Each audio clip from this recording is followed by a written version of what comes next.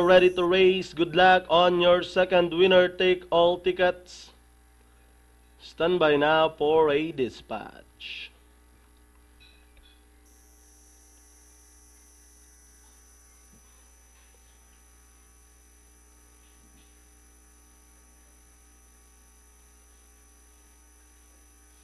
And the race is on. Proud Papa draws for your lead.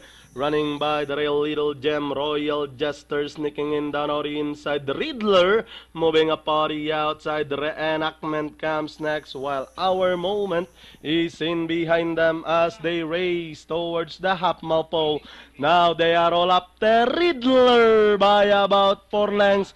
Proud Papa in second, racing in third by the Rail Royal Jester, then followed by Little Gem Reenactment and Our Moment as they rounded a 600. It's still Riddler by about 5 lengths.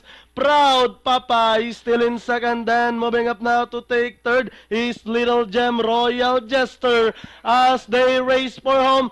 Riddler by about 3 lengths.